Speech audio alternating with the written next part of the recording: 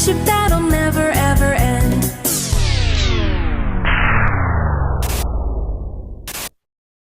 Run!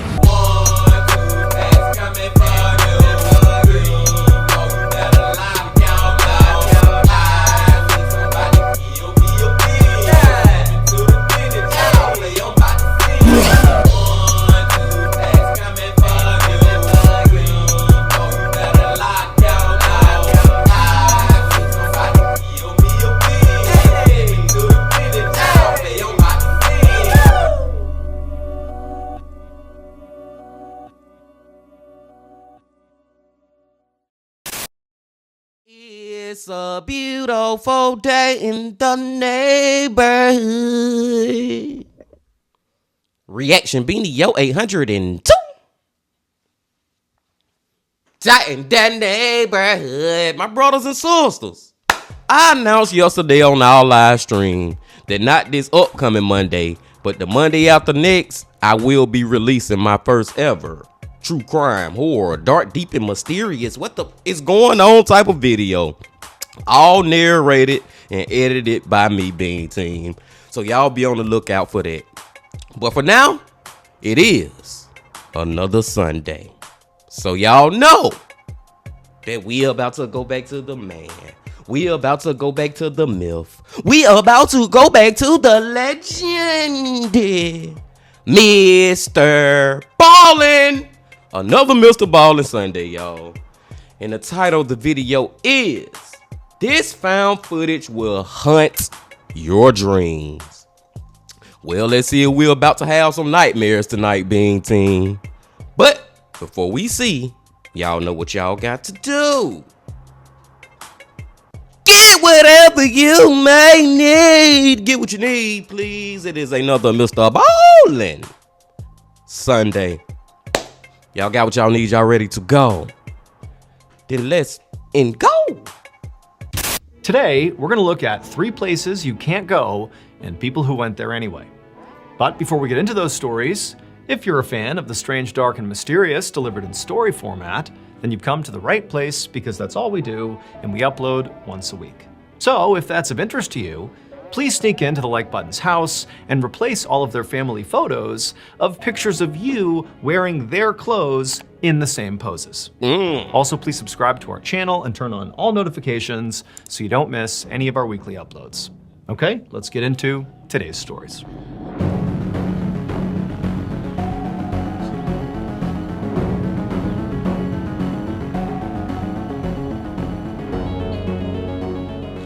Ballen!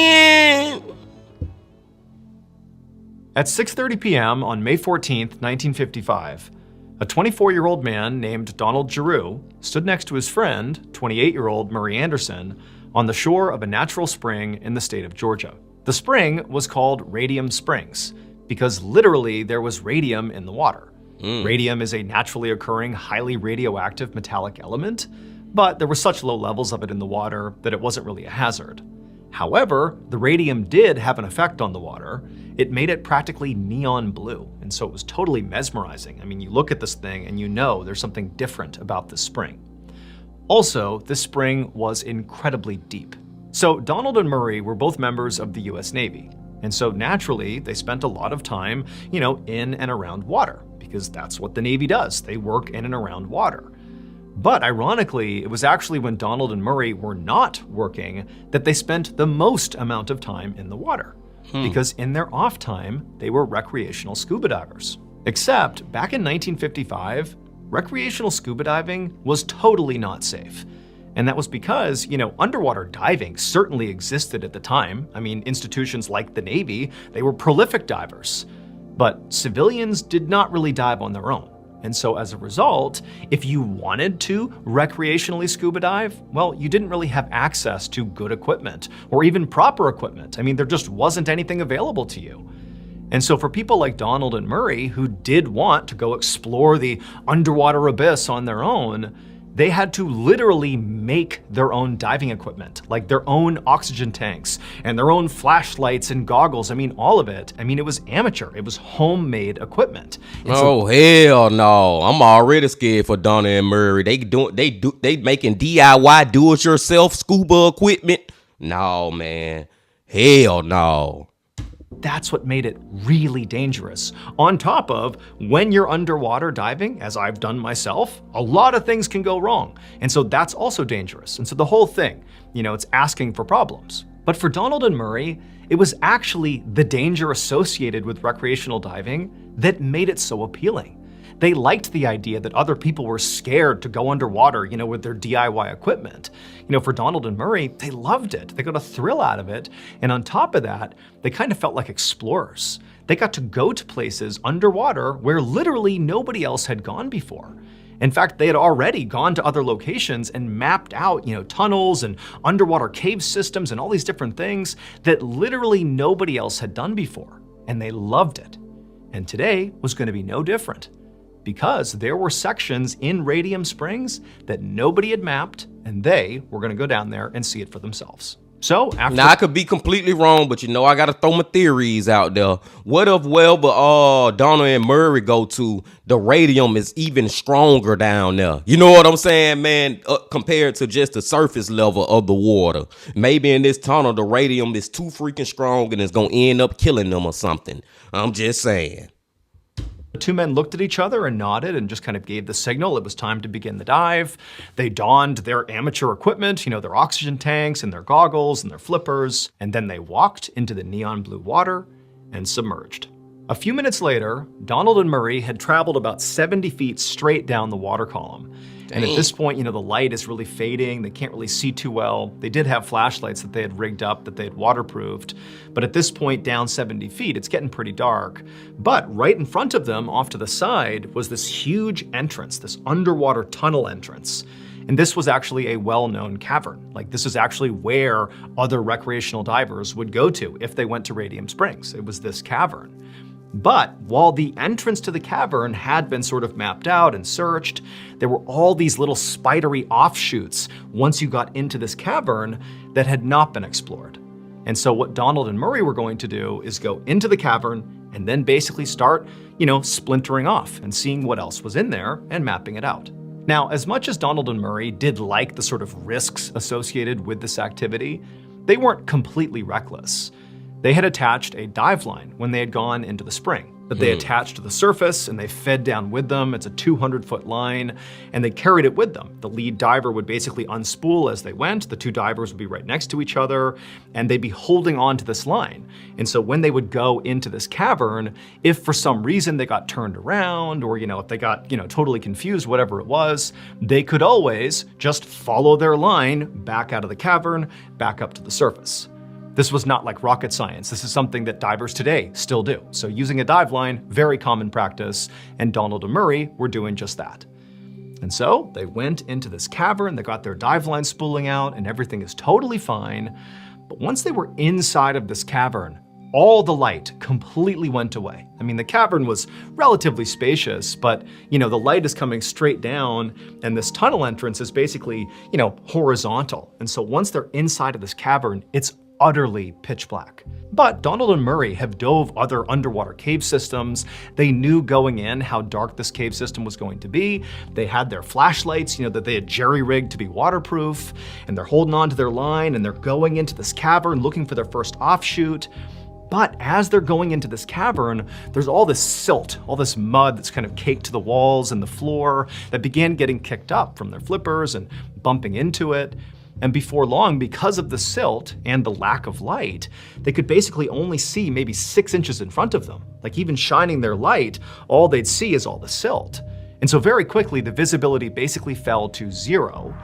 But, again, they're going in knowing this is the environment they're going into. They're confident, they're cool, they're moving along. But as the two divers were continuing through the cavern, getting deeper and deeper, and it's starting to get more and more restrictive, the deeper they go, they were about to go into this offshoot when Donald suddenly started seeing all these air bubbles coming up against him. And now he can't quite see where they're coming from, but there's only one place that an air bubble could be emerging from, and that's from his oxygen tank. And so clearly there's some sort of issue. He can't see because it's so dark. He also has homemade equipment, and so the risk of catastrophic failure is pretty high with his equipment. And so he begins trying to figure out where this leak is coming from, checking his equipment, trying to make it stop, but he can't. He can't really communicate to Walter, who's got the spool of dive line, who's continuing straight forward into this offshoot. He can't quite tell him what's going on. They can't actually speak to each other. Again, it's pitch black, there's silt, it's sort of, claustrophobic and stressful. And so ultimately, Donald grabs Murray and just tries to shake him and sort of signal, hey, I got an issue here, but he had no way of knowing if Murray actually understood. But Donald, he knew he just had to get out of there. He had to go back to the surface and fix his issue before it got way worse. Yes, Donald, you got to turn around at this point, bro. Even if Murray don't even understand what you trying to tell him, it's dark, y'all really can't talk to each other and all that, but you yourself, you know your equipment is effing up. Get the F out of there, bro. I'm pretty sure at some point in time, hopefully Murray will turn around and be like, where's Donald? You know what I'm saying? And that's when he'll be like, oh shit, I need to go back up. I need to follow the dive line myself and get the F up out of here and see what's going on. But Donald, you got to turn around, bro. Your time is ticking right now. The clock is ticking. And so, even though he knew he was kind of leaving his buddy here, he's thinking, okay, Murray's got the dive line, he's experienced, I just grabbed him, everything's gonna be okay. And Donald turned around, kicked up more silt, and held onto that dive line, but now followed it back out of the cavern and back up to the surface. And when he got to the surface, he took a big breath, he was saved, he checked his equipment and realized, wherever the issue was, and he was actually able to fix the issue. And so before long, after only being on the surface for a couple of minutes, he had put his equipment back on, he was back in the water, and following the dive line back down towards the cavern. As Donald began his descent down towards that cavern, 70 feet down, the whole time he's holding onto the dive line, making sure he doesn't lose that. But really what he's focused on is checking his equipment, because as he's going down, he's got basic visibility here. It's not gonna be like in the cavern where you can't see anything. And so as he's going down, he's checking his equipment and just making sure that there isn't a leak. And by the time he got all the way down 70 feet and the dive line turned and went into that cavern, Donald was feeling pretty good that his equipment was good, it was not malfunctioning, and it was safe to go back into the cavern with Murray. And so that's what he does. He's got his flashlight in one hand, he's got the dive line in the other, and he's now looking straight into this dark opening of this cavern, and in Donald goes, the whole time holding onto that dive line. And pretty much immediately, once inside the cavern, the flashlight became useless because again, the silt's still kicked up, there's no current running through this cavern, so the silt is not going anywhere. But either way, Donald knew what he was doing. He was going straight in there to connect with Murray and continue this dive and see what else is in here and, map it out for other divers. And so I got a feeling, Murray is gone missing, Bean Team. I don't think Donald about to find Murray. Or if he do find him, it's not going to be in a good way. Into the cavern he goes, he's holding the dive line in one hand, he's got his flashlight and he's going deeper and deeper into this cavern. And the whole time he's expecting at any moment he's just gonna bump into Murray. But he just keeps going and going deeper and deeper into the system. The walls are getting tighter and tighter around him. And eventually he reaches the very end of the dive line, 200 feet at this point, deep into this cavern. And there's no Murray. Murray's gone. Now Donald, he's looking around. Remember, it's total darkness. All he's got is this flashlight, which basically just illuminates the silt that's been kicked up all around him. But where he is at this exact moment, the silt wasn't too bad. It was just like this abyss all around him. It's totally black. There's nothing around him. And in a sudden panic, Donald thinks, oh my goodness, I'm so far into this cavern, I haven't found Murray, like something's happened to him. He's run out of air or he's gotten lost. Like, how could he have let go of the dive line? What's going on here? And so Donald immediately just starts going down to the bottom of the cave and searching the ground, thinking that, maybe Murray got to this point and passed out and sunk to the bottom, but he gets to the bottom of the cave, there's nothing there, he starts feeling the tunnels, there's nothing, and at this point he's kicked up even more silt, and so, he really can't see anything. And he's thinking, it took me a while to get in here, and I'm running low on oxygen right now.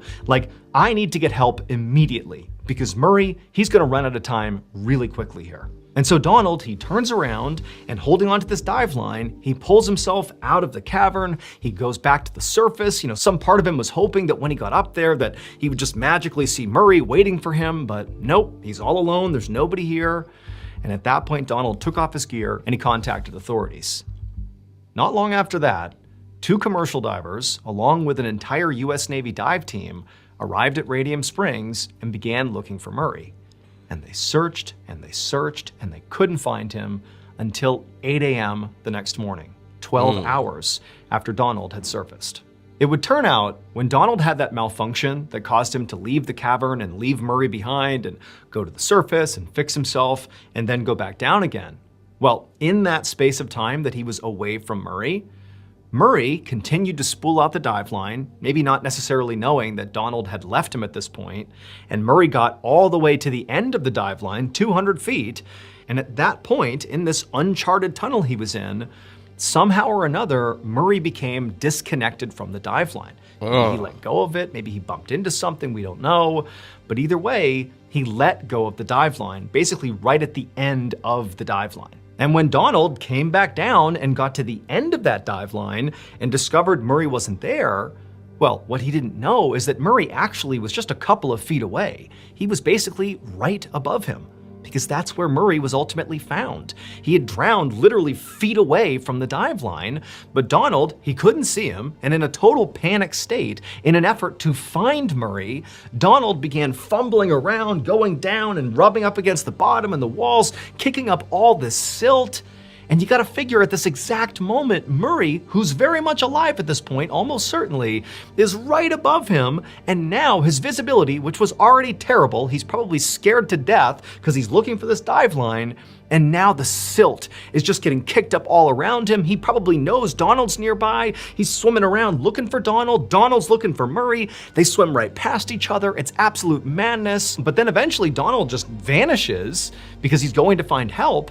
And Murray is left all by himself in total darkness, disoriented, terrified, has no idea where the dive line is. Silt is making it impossible to know what direction he's even going. And so in Murray's final moments, he just scrambled around trying to find his way out again until he eventually drowned, again, just feet away from his dive line, the very thing that would have brought him to safety. Damn, man. Rest in peace to Murray, y'all. Rest in peace to Murray. And I know Donald forever hate himself. He'll always think damn, man, I was 2 freaking feet away from him. But he couldn't see. The visibility was just terrible. They had DIY scuba equipment. It's a lot of just bad things that went into this accident happening. It's almost like this was an accident waiting to happen. You know what I'm saying? But he was right there. He was right there. Hey guys, did you know you— MrBallen commercial, man. But that's a tough one. That's one of those ones that Donald gonna think about for the rest of his life. Man, my friend was right though, and I couldn't save him. I didn't save him. Let's go to number 2. The MrBallen podcast and also MrBallen's Medical Mysteries. Now, back to today's stories. Back to it.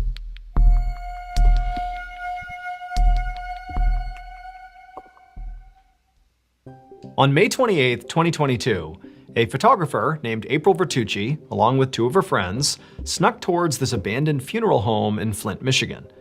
The funeral home was a big brick building right off a main road in the center of the city, and April and her 2 friends knew there were lots of people that were kind of looking in this direction, and it was illegal to go into this property, and so very carefully they snuck their way towards the back door of the building.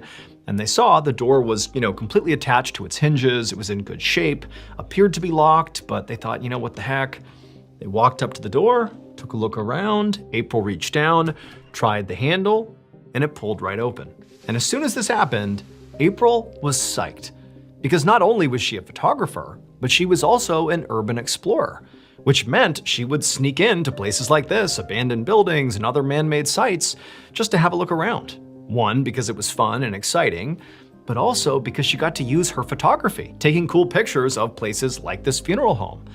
And so April's friends were also into urban exploring, and as soon as this door came open, it was like, oh my goodness, I can't believe we're gonna get to explore this legendary site. So this funeral home had been shut down about 5 years earlier because of reports of unsanitary conditions inside. Anonymous reporters had gone in and discovered that there were literally like human remains out. There were up to 40 bodies being stored in one room with no air conditioning, so they're just rotting. There's maggots all over the place. There's embalming liquids on the ground. There's blood everywhere. I mean, basically, this place was like the site of a horror movie. And so the state comes in, they shut this place down, and the owner, after being shut down, just abandons the building, just leaves it exactly the way they had left it. I mean, the bodies were removed by the state, but all the equipment for the funeral home was just left behind. Everything was sealed up, and that was that. And the place was deemed off limits. But naturally, urban explorers found out about this and began going in to see this horror show for themselves. And so April and her friends, they had heard about this place and immediately were like, we gotta go in there, we gotta see it for ourselves. And so they hopped in a car and they drove over 3 hours from Ohio to Michigan just to check this place out. And now here they were, door open, and in they go. Now, me personally being team, I'm kind of like an urban explorer, I guess you should call it, or whatever name you want to put on it. But meaning is, I would want to and would love to, and I've talked about this over here on our channel, I would love to explore freaking abandoned buildings, but I'm thinking like abandoned office buildings or abandoned churches or abandoned schools from the 1970s or something like that. You know what I'm saying, man? But I have never thought about freaking going and exploring a freaking abandoned funeral home. I don't think I'm doing that, big team. I think I'm crossing the line with that one. Hell no. But they so excited to do it though. But I never even thought about searching a freaking abandoned funeral home.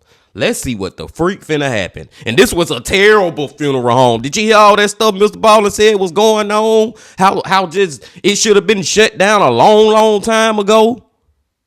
The door shut behind them. April and her two friends were looking down this long, dark hallway. It's totally silent inside. The walls were made out of cinder block that had been painted white, but the paint was all chipping off and they had their flashlights out and it's dark and creepy and they're looking down the hallway.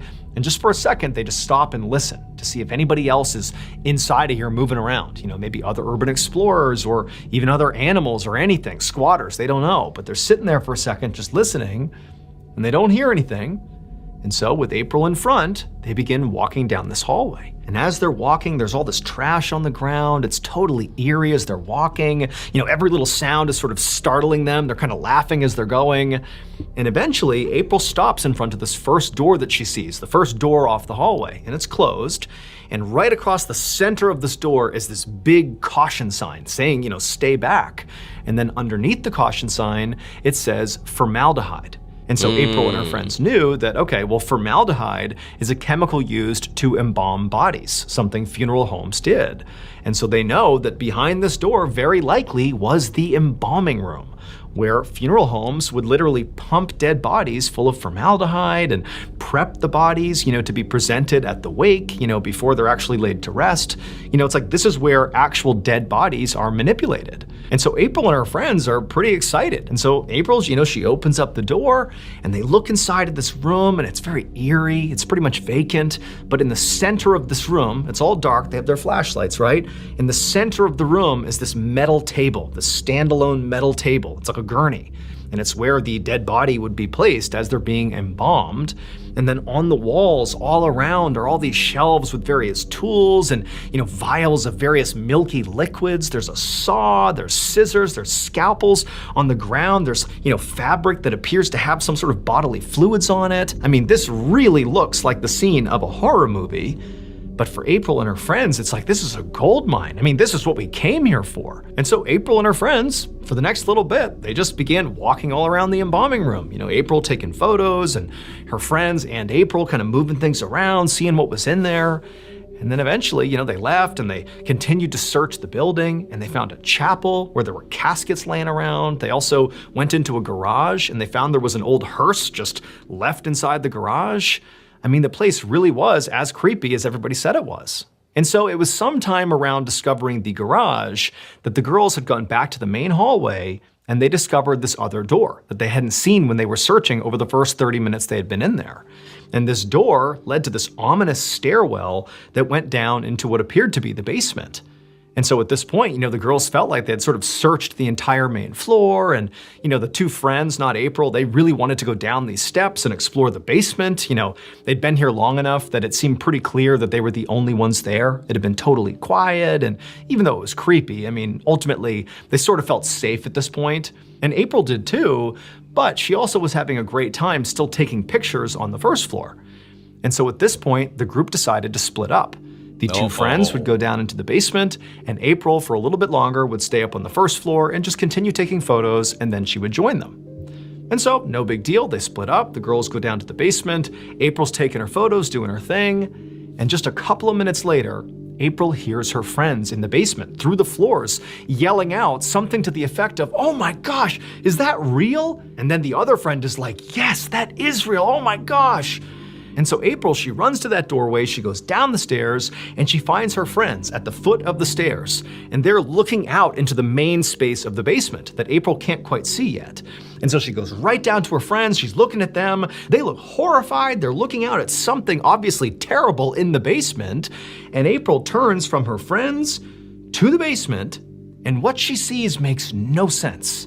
There's just like this empty basement, with some stuff pushed up against the walls, but in the middle of the basement is what appears to be like this standalone metal jail cell. Like imagine metal rungs that you would imagine in a jail, but all the way around. It's about 8 feet tall, 10 feet wide, 4 feet deep.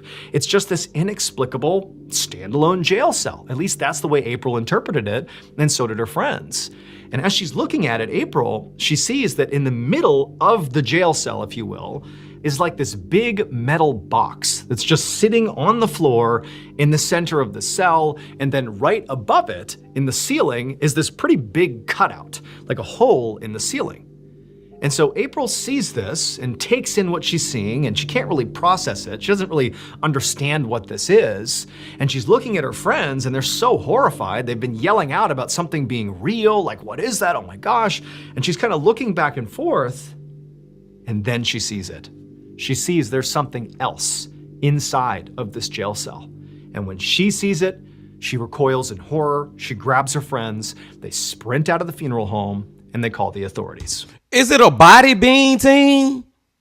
And who is the body?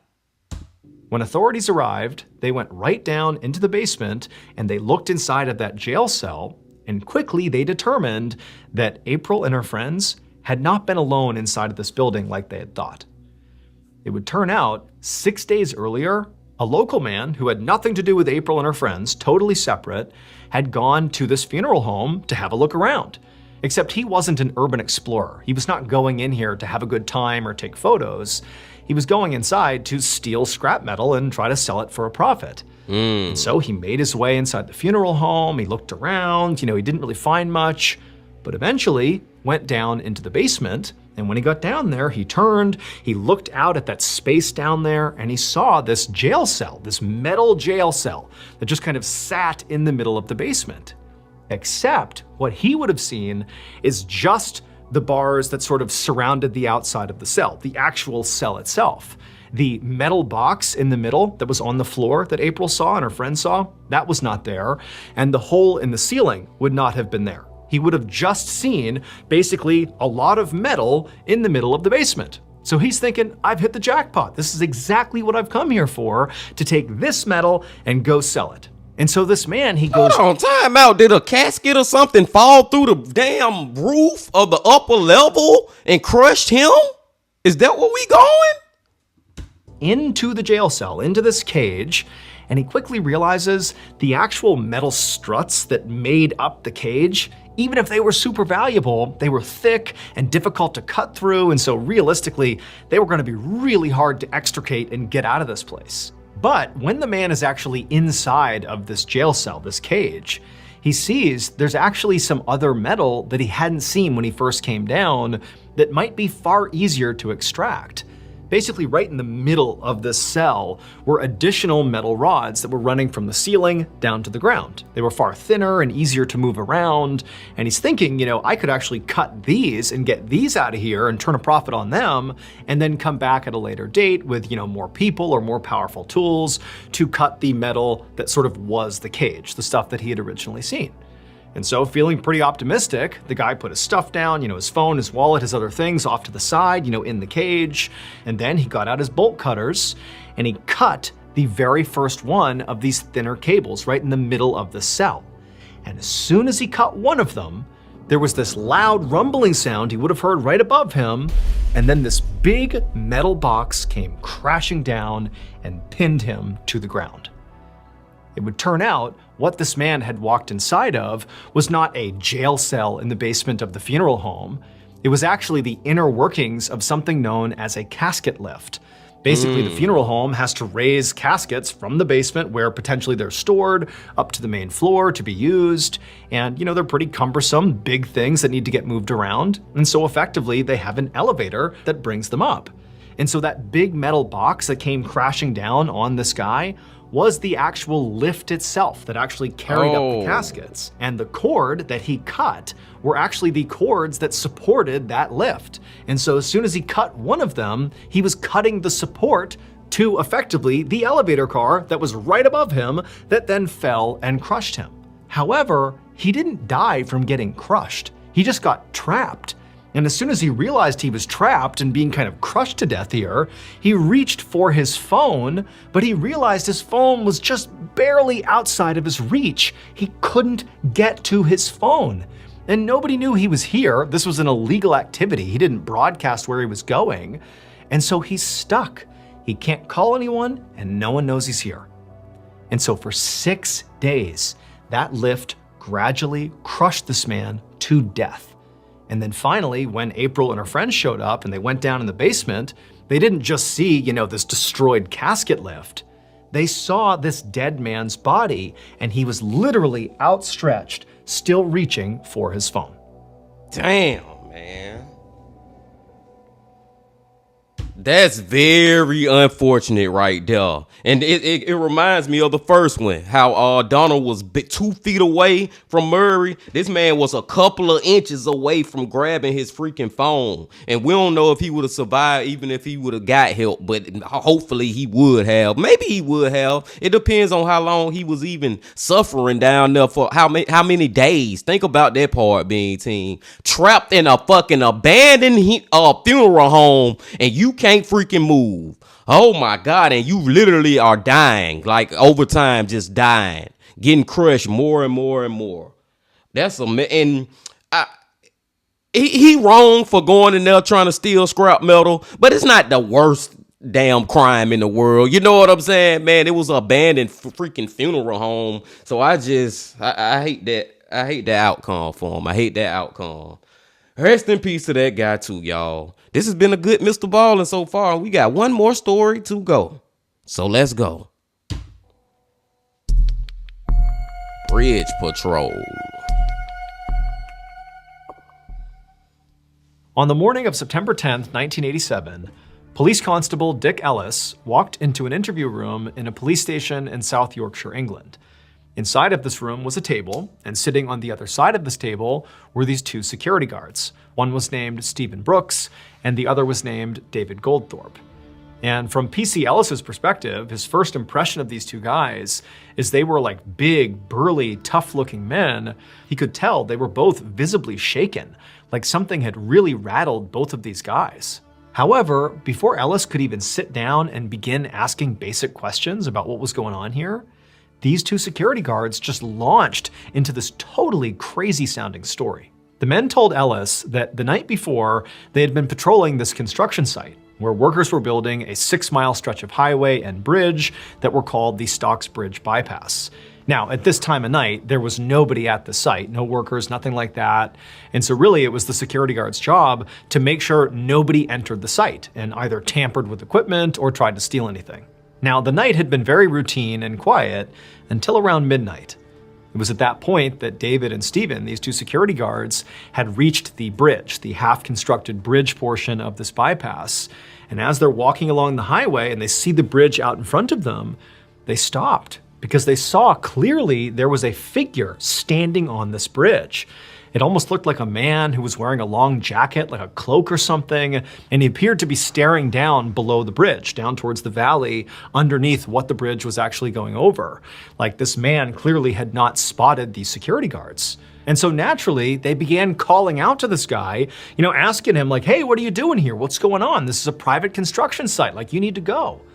But the guy on the bridge didn't react. He just kept staring down to the valley below. And so at that point, as the two security guards are now walking in the direction of this guy, one of them lifts up his flashlight and shines it at this man. And when he does, the beam of light appears to just go through this man's body, like his body isn't solid, and the light just passed right through. And as soon as they did that, both Stephen and David just stopped, shocked at what they're seeing, aiming this light at the sky. And as they're doing this, the figure appeared to kind of turn and look at David and Stephen. And they were so unsettled and terrified by it that instead of protecting the construction site, they just turned and ran. And they went to the police. Now, after I would have ran too, goddammit. PC Ellis had been told this story, he did not believe in any way that what they had experienced was supernatural.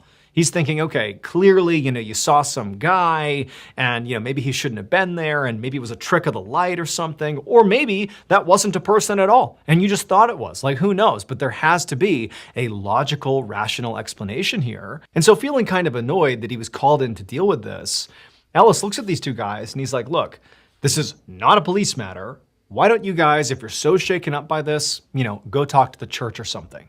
Like, this is not something we can help you with. And at that, the two security guards just said, okay.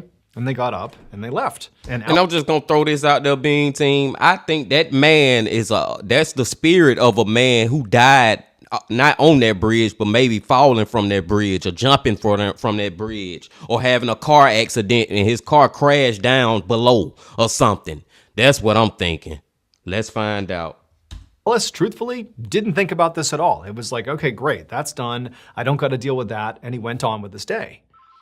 But later that day, Ellis got a call from his boss being like, hey, did you tell two security guards who came in here to go talk to the church about some ghosts they saw at a construction site or something? And at this, Ellis had to kind of explain what had happened and how he had sort of flippantly told them to, go see the church if they really thought they saw a ghost. But his boss was like, well, they took you literally, and they are currently at the local church, those two security guards right now, and they are refusing to leave unless the church helps them with this ghost situation. And so Ellis's boss told him that you just need to go to the church, get these two guys to calm down, and leave. Go do that right now. And so Ellis is like, I can't believe they took that seriously. Okay, fine. So he hops in his cruiser, he goes to the church, he finds these two guys who are still totally shaken up and they're pleading with people to take them seriously. Somebody needs to go out there and see what's on the bridge, see what this could have been.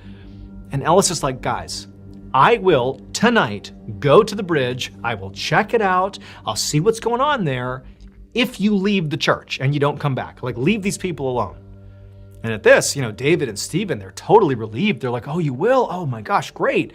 We'll leave, thank you. Like, let us know what you find. And they left the church. And so they left, and PC Ellis is like, okay, great. I guess tonight I'm gonna go looking for ghosts. And so that night, around midnight, PC Ellis and his partner drove over to the construction site. Specifically, they went to the bridge. They got on the road that actually went underneath this unfinished bridge, and they camped out on this lower road. Looking straight up in front of them was this bridge. They're basically just gonna monitor this bridge because that's where the security guards claim to have seen this figure, this ghost. They're gonna stake out this bridge, see what happens, call it good. Now, at first, nothing happened on this bridge. Ellis and his partner just sat there staring bored up at this bridge, waiting for, the time to pass by so they could leave. But at some point, Ellis noticed movement up on the bridge, and so did his partner. Now, they couldn't quite tell what it was, and they couldn't even see if it was still moving around anymore, but clearly something had moved on the bridge. And so for a couple of seconds, Ellis and his partner are just staring really intently up at the bridge, waiting to see something else happen, but, nothing else did. And so Ellis is like, well, I gotta go up there and check because, maybe there is some guy who's trespassing on the construction site and that's what the security guard saw. Like, I gotta go up there and see because from down here, we really can't see too well. And so Ellis told— Okay, Bean Team, now I'm gonna throw a crazy theory out there, and this one could be completely wrong. More than likely is wrong. But what if the security guards, what if this is an elaborate prank by the security guards and one of them up on the bridge being the ghost that they claimed that they seen earlier, just trying to scare Ellis and his partner or whatever? I'm just throwing it out there. His partner to just stay put in the car, that he, Ellis, would go up on the bridge and have a look around. And so Ellis, he got out of the car, all he had was a flashlight, and he began walking over to the bottom of this bridge. And there was actually a ladder he would have to climb up to the actual bridge, because remember, they're on the road below this bridge. And so Ellis, he gets to the ladder, he begins climbing up the ladder, and as he's going up, he's kind of staring up, almost expecting somebody to poke their head over, but it's quiet, no one's looking over the edge. And eventually Ellis gets to the top and he climbs onto the bridge. And again, it's this unfinished bridge, there's no traffic up here. And he looks roughly in the direction of where he thought he saw movement when he was down in the car looking up here, which also happened to be roughly the area where the two security guards had described seeing the figure that their light had shone through. And sure enough, Ellis looks and he sees there's this cloaked figure standing a little ways off of the side of the bridge, apparently just looking down towards his police car. And Ellis, at first, he's kind of shocked. He can't believe that there's some legitimacy to the story these guys had told, and he couldn't help but be kind of frightened for a second. But then Ellis raised his flashlight and shined it at this figure, and as soon as he did, he just laughed. Because all it was a plastic tarp wrapped around some construction equipment. That's what the security guards clearly had seen. And when they shine their light, it's a clear plastic tarp here, the light could theoretically go through it. You can kind of see how they would think, oh my gosh, it's a ghost. And so Ellis is like, this is all this was. This was nothing. I knew it was nothing, and now I know it's nothing. And so after doing a cursory walk around the bridge to, make sure nobody was up there, and, he looked around, there wasn't anybody there, Ellis went back to the ladder, climbed back down, got in the car with his partner, and explained to him that this whole thing was a joke. And of course, there's no ghost, there's no criminals, there's nothing. This is no big deal. Now, Ellis and his partner... Is it really not a big deal, though? Really? Partner could have, at this point, just left and gone home. But they had told their boss they'd come out here for at least an hour, and they'd only been here for maybe 30 minutes at this point. And so the two of them decided, you know what, just because we said we would, let's just stay here a little bit longer and make sure nobody goes on this bridge. We'll give it another, 30 minutes or so. And so Ellis and his partner just kind of sit back in their seats and settle in for this last little stretch of their shift. However, about 20 minutes into this final 30 minutes, Ellis is still just sitting there, his window's open, and he's just kind of doing nothing, waiting around, when suddenly he's hit with this unbelievably cold gust of air that comes into the car through his window. And it's kind of sudden, he's being hit with this gust of cold air. And then at the same time, Ellis began feeling this incredible pressure on his chest. It was so intense, he thought he was having a heart attack, and he wanted to say something to his partner, but it was he couldn't even move. He's frozen, he's getting scared, he doesn't know what's happening. And as much as he wanted to yell out and get his partner's attention to help him, he suddenly had this overwhelming feeling that there was someone off to the side staring at him, someone right outside the car. And even though he didn't want to look, he found himself slowly turning and looking out his open window, and right there, immediately outside the door, is this man standing practically pressed up against the window. His torso is inches away from Ellis's face, just standing there inexplicably. This guy snuck up on them. They didn't even hear him. And so Ellis, at this point, he breaks out of his sort of trance. He screams and gets his partner's attention, and then he pushes open his door, and he jumps out to confront this person who snuck up on them. But there's no one outside the car. And so Ellis, he turns to his partner and he's like, hey, did you just see what I just saw? Did you see that guy? And Ellis's partner, who's totally ashen-faced, just looks at Ellis and he's like, yeah, I did see him. And so after looking around for a couple more seconds, Ellis climbed back into the car, and then he and his partner debriefed what had just happened.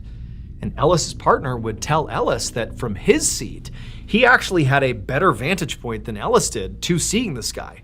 Ellis was basically right on top of this guy, but his partner was a little bit farther back and had a better angle. And he would tell Ellis that at some point he had turned and seen the guy standing there. And the guy, he was wearing this old coat, this long coat that sort of looked like it belonged in the 1800s or something. And the partner would say, like, he didn't hear this guy approach. He didn't know how he got there. But at some point, he said the guy in the coat, the guy outside, crouched down just enough that he was looking in the car in the direction of Ellis's partner. And Ellis's partner said he was staring right at the guy, but the guy, he had no face. Ultimately, Ellis and his partner would return to the station that night, and they would file a report about what happened to them. But they would simply describe it as inexplicable phenomenon, and after filing it, they basically hoped they would never have to talk about it again. Except that wouldn't be possible, because shortly after filing that report, the construction was finished, and so the highway and the bridge were open to the public. And pretty much right away, people started dying on that bridge. Like a crazy high number of people just inexplicably would get in these fatal accidents on the bridge. And this bridge was not like especially hazardous. It was a beautiful brand new bridge. I mean, there really should not have been this many accidents. But it was not just that so many people were dying on this bridge inexplicably. No, also in tandem with all the fatal accidents were all the independently reported sightings of this dark figure standing on the bridge that had no face.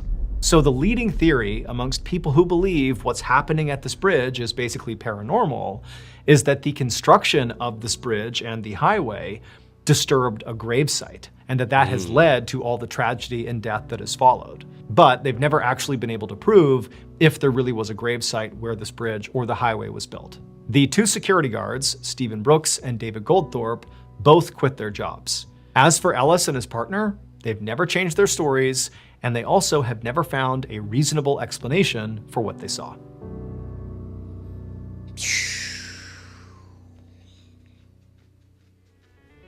Thank you so much. That's one of those ghost stories that give me chills, Bean Team. And the reason that it give me chills is because I actually believe that it's true. Like I think that is a real, true paranormal activity story, man. And Steve and the two security guards, can't remember the other one's name, but those two told the story. And then the officer Ellis and his partner, who are just not believing this story at all, once they report that they saw some paranormal ish right there, that was enough to have me hooked. But then now you got all these crazy accidents happening on this bridge. Plus you got witnesses also saying they have seen this same freaking ghost on this bridge. I believe that ish is real, y'all. I believe that one there is real. I wish we could have got a little more confirmation. Like MrBallen said, they never found out if that bridge was built on a grave site or a burial site or whatever. Or like I was saying earlier, if there would just be a news report from way back in the day of a man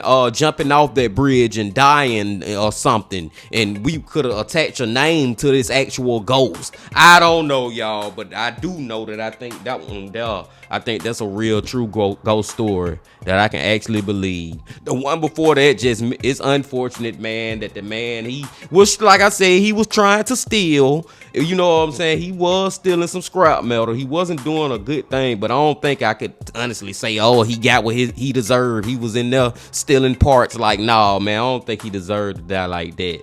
Especially the hardest part is his hand was so close to his phone, but not close enough. And the first one. Hey, not close enough again, man. Donald was just not close enough to Murray, man. 2 feet away. And it's so crazy how times have just changed, Bean Team. That's why I be thanking God that I'm living in the year 2025. You know what I'm saying? Because everything has just advanced so much, and one thing is scuba diving, and scuba gear is a lot better than it was back then. Them dudes was using equipment that was wrapped in tape, and you know what I'm saying, like just do it yourself type of ish, man. But rest in peace to Murray. And the one bright thing I guess you could say, if you're trying to find any type of bright thing in the situation, is he died doing something that he loved to do. He was in the Navy. He was always around the water, and that's where he ended up passing away. But I digress. I'm gonna go and let y'all go, Bean Team. There was a long MrBallen. We very rarely get long MrBallens, but I appreciate y'all coming on back as always. And before you leave, just please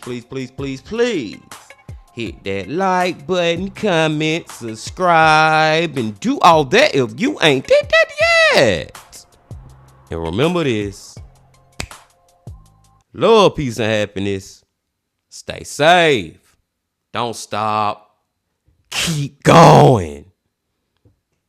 Yeah. If you're feeling lonely